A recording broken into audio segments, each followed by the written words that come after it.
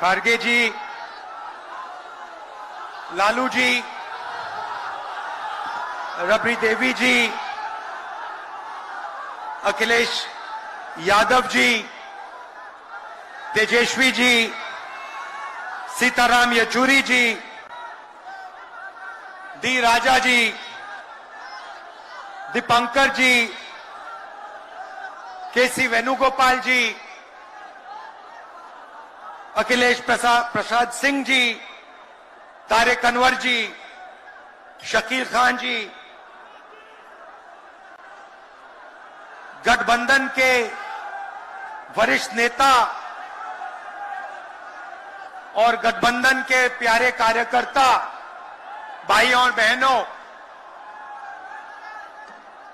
Press के हमारे मित्रों, इतने मित्र नहीं है प्रेस वाले। आप सबका यहां बहुत बहुत स्वागत, नमस्कार।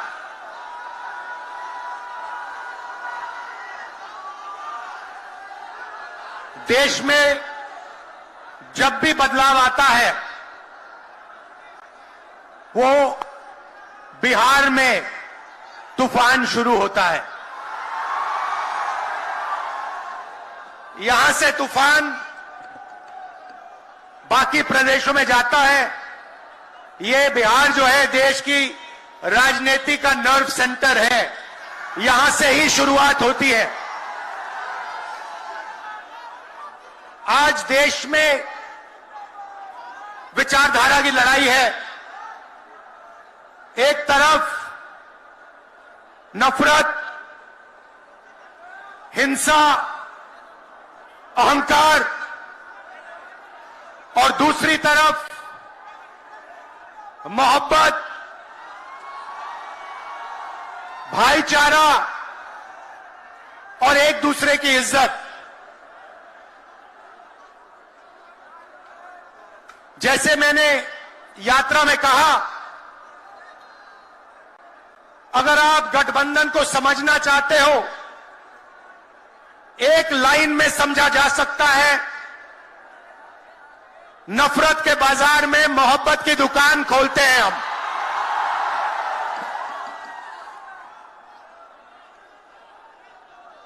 इस देश में नफरत क्यों फैल रही है? यह नफरत का देश नहीं है, आप सब जानते हो। आपके दिल में, हिंदुस्तान के नागरिकों के दिल में नफरत नहीं है, मोहब्बत है, प्यार है, एक दूसरे का आदर है। तो सवाल उठता है कि इस देश में नफरत क्यों फैल रही है? भाइयों और बहनों, नफरत का सबसे बड़ा कारण देश में अन्याय है। अन्याय, युवाओं के खिलाफ अन्याय, आप सबके खिलाफ अन्याय, किसानों के खिलाफ अन्याय, सामाजिक अन्याय, आर्थिक अन्याय। प्रधानमंत्री जी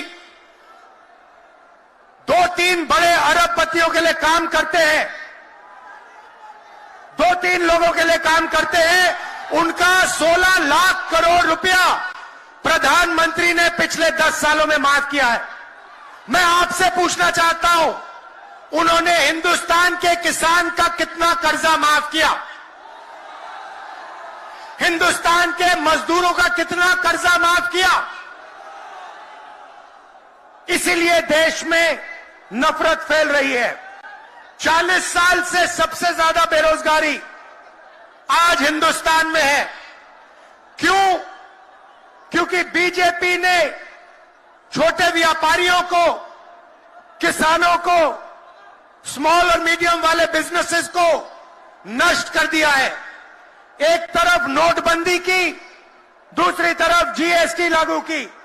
नतीजा यह हुआ, जो लोग इस देश को रोजगार देते हैं, छोटे बिजनेस वाले, स्मॉल और मीडियम बिजनेस वाले, उन सब का काम बंद हो गया।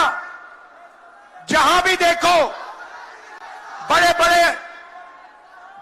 बड़े उद्योगपतियों की मोनोपोली बन रही है।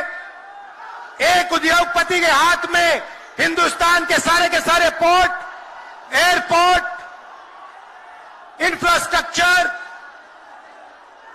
डिफेंस की इंडस्ट्री, सारी की सारी नरेंद्र मोदी जी ने एक उद्योगपति को पकड़ा दी।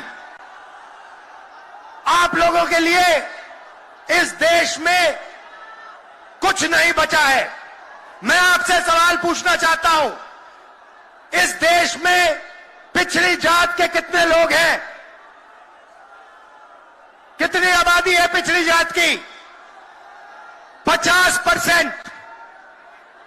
50%। दलितों की कितनी आबादी है? 15%। आदिवासियों की कितनी आबादी है? 8%। कितनी बनती है भाई? कितनी होती है? 73% अब देखिए, 73% में से हिंदुस्तान की सबसे बड़ी कंपनियों में उनकी मालिकों की लिस्ट निकालिए, आपको एक व्यक्ति नहीं मिलेगा 73% वाला। उसके बाद मीडिया के मालिकों की लिस्ट निकालिए, बड़े बड़े इनके जो पत्रकार हैं उनकी लिस्ट निकालिए, आपको 73% में से एक नहीं मिलने वाला है। उसके बाद प्राइवेट अस्पतालों के मालिकों की लिस्ट निकालिए, स्कूल और कॉलेज जो चलाते हैं, private school, private college, private university, उनकी लिस्ट निकालिए, उधर आपको 73% का कोई नहीं मिलेगा। उसके बाद जो हिंदुस्तान को 90 ब्यूरोक्रेट चलाते हैं, आईएएस वाले, उनकी लिस्ट निकालिए, उधर आपको 3 पिछड़े वर्ग के लोग मिलेंगे, 3 दलित मिलेंगे और 1 आदिवासी मिलेगा। और अगर हिंदुस्तान की सरकार 100 रुपए खर्च करती है, बजट में अगर 100 रुपए खर्च होते हैं तो 73% की 6% की 6 रुपए की भागीदारी बनती है। तो ये जो 73% है, और उसमें अगर आप जोड़ना चाहते हो तो गरीब जनरल कास्ट के लोगों को भी जोड़ लो। इनके लिए इस देश में कोई रास्ता नहीं बचा है।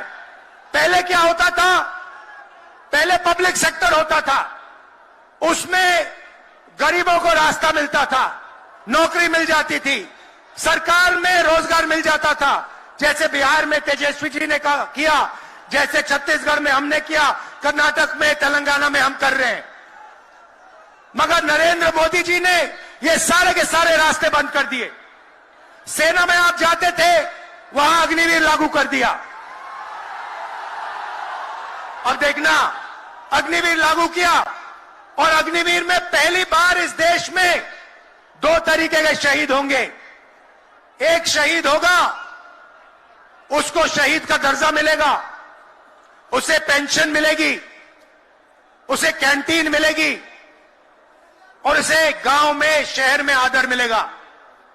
दूसरा शहीद होगा, अग्निवीर होगा, वो शहीद होगा, उसे शहीद का दर्जा नहीं मिलेगा, उसको पेंशन नहीं मिलेगी, उसको कैंटीन नहीं मिलेगी, और उसको ट्रेनिंग भी सही नहीं मिलेगी।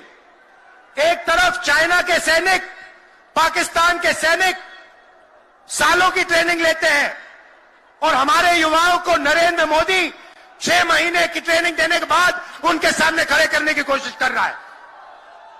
नतीजा आप जानते हो। मैं ज्यादा नहीं बोलना चाहता हूं, क्योंकि लालू जी को बोलना है। ये देखो,